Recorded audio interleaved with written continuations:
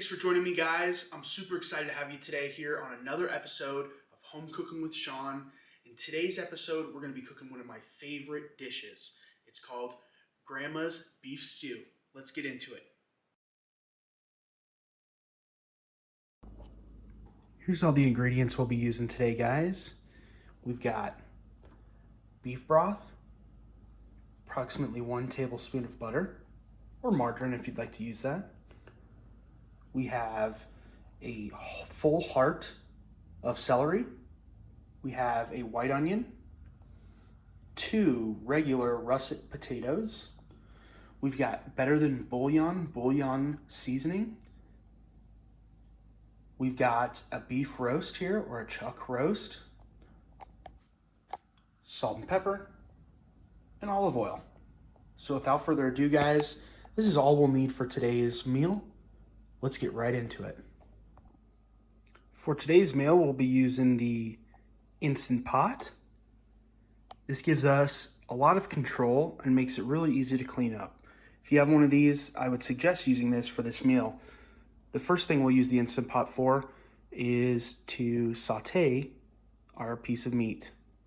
Cool thing about this is we kind of get all of the food prepped in, say, the morning or a couple hours before you're going to make this. And then what happens is we basically put it in a slow cooker for a couple hours. It cooks down and you're left with just this super savory, wonderful, tasty meal at the end. And it works great. Like, for instance, today it's about 1:15, and what I'm going to do is I'm going to prepare this and have this ready for 6 p.m. this evening. That way when I come back from some of my afternoon activities, I'll be ready to eat my supper. So what I've got here, guys, is I've got 2 potatoes, I've got a regular white onion here, and then I've got a heart of celery. And since celery is the easiest to chop, we'll just start with that. Let me put these aside and just get after it. Some celery has these like leaves kind of in the middle here. What I like to do is just come in and pull them off, snap them off if you can. We're not going to use those pieces, so we'll actually just set those to the side.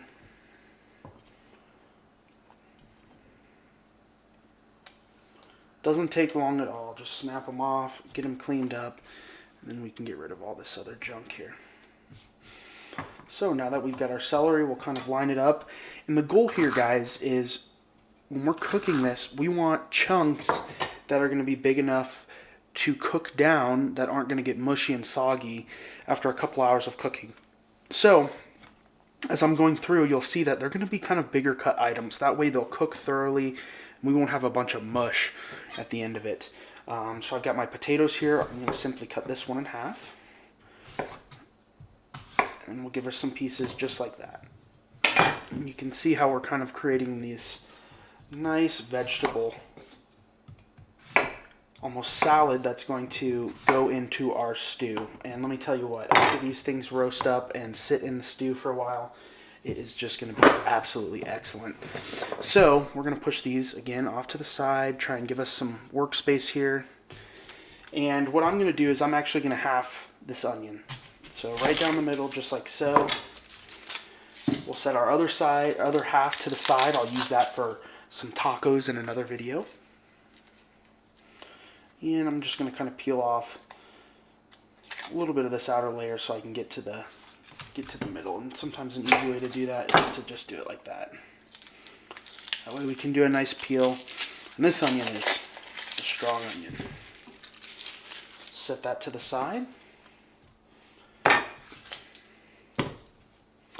Okay, so now what I'm going to do is I'm basically going to cut off the other end of this onion. That way we kind of get this piece like this. What we're going to do now is just cut this in half. That's all we need to do. That's all the vegetables that we're going to use in our meal.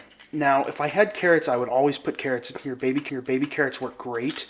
You don't even need to chop up the baby carrots. You can just simply basically take the bag, open it, and dump it in the pot. That's the cool thing about baby carrots. If you're going to use regular size carrots, you need to make sure you come in and chunk them down into sizes like this or sizes like this, That way everything cooks through thoroughly on the meal. So now that we've got that, we're going to set that aside. So you can see we've got all our vegetables here. That's going to go into our, basically our stew once we get it all cooked up here. And now what we're going to do is we're going to introduce our piece of meat. And you can see this is a pretty big piece of meat. This is a beef chuck roast right here. And you can see the beef chuck roast. It's a pretty fatty piece of meat. It's one of these things where you really have to let this piece slow roast in order to give it that good tender bite that everybody's looking for.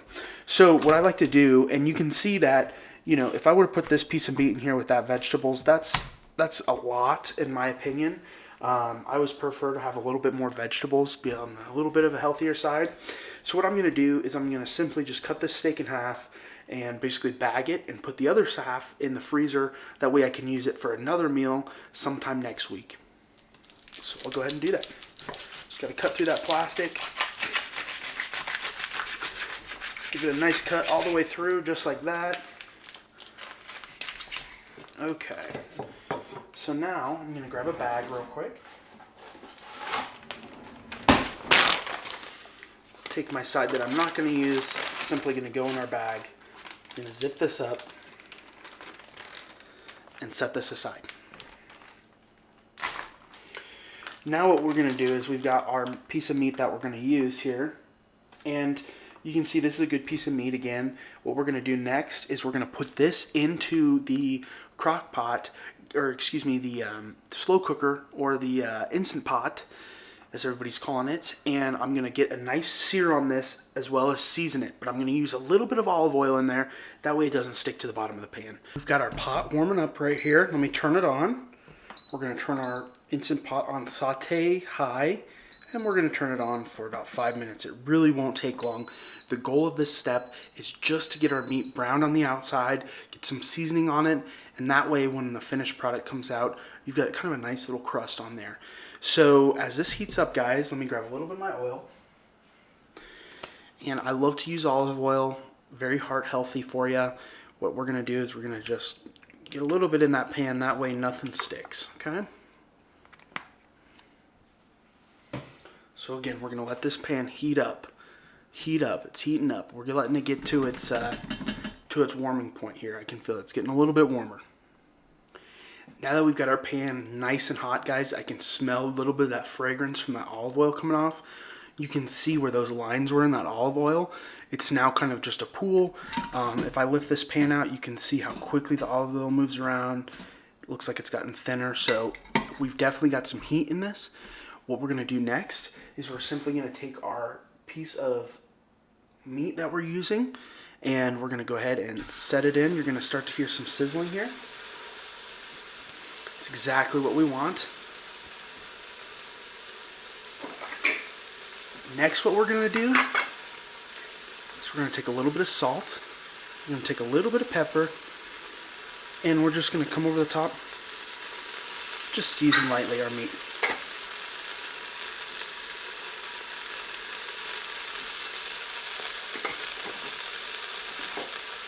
Here's a little pro tip that you can use.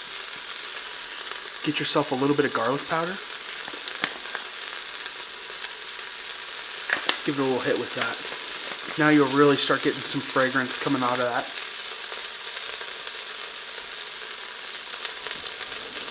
Now what you're going to need, guys, is you're going to need some sort of spatula or tool that you can use to turn the meat here. You don't want to reach your hands into this. Obviously you can hear the oil is popping, and you do not want to reach in there. You don't want to do that.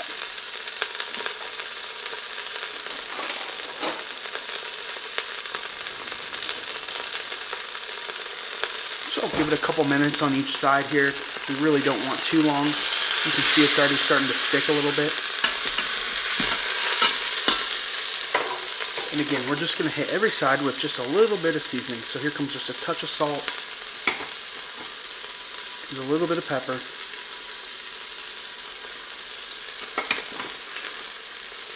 Just a little bit of garlic powder on there again.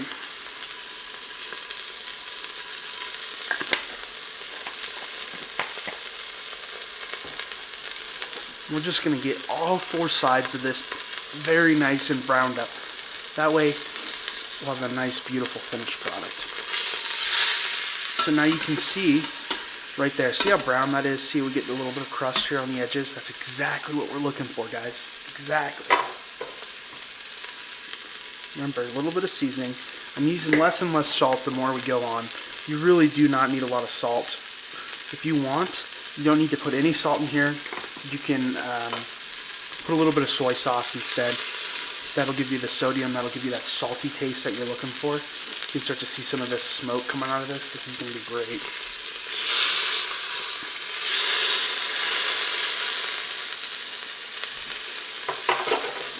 Remember, less and less salt, just a dash there. Some more pepper though. You definitely want some flavors, and you're going to get your flavors from your seasoning, especially in this dish.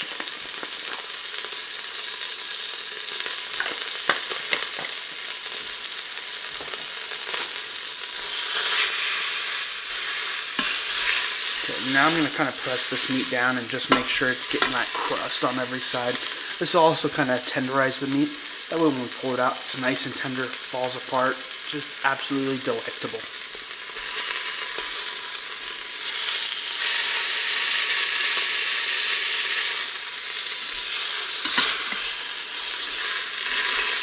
So now, guys, we've gotten that a little bit browned up. So next what we're going to do is we're going to go ahead and toss in some of our onion. And what our onion's going to do is that's really going to help basically kind of bring off some of those textures and flavors from the bottom of the pan, the seasoning that we've got going on. And additionally, we'll kind of start to caramelize these onions just a touch, just a touch. We don't want to go too much. That's the key here. You notice we're getting a little bit of burn, so what we'll do is we'll just add some more oil. It's not going to hurt anything.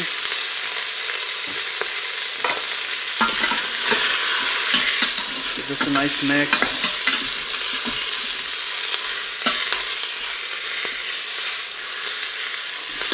It definitely helps if you have tongs, guys. Spatula is not the best sometimes, but you can see now we're getting that perfect color on there.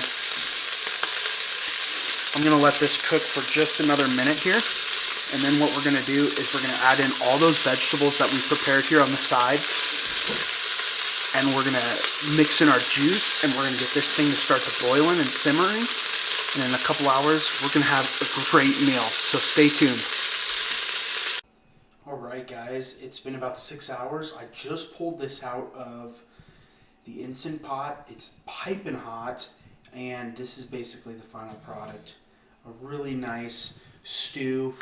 You can see some potatoes. We've got our meat in there. I threw some carrots in there towards the end. Just absolutely delicious. This is definitely one for the books. I highly recommend you put this video on save and make sure to keep it in your favorites. This is a quick, easy recipe that my grandma has taught me, and I think you'll love it. So give it a go and let me know in the comments what you think.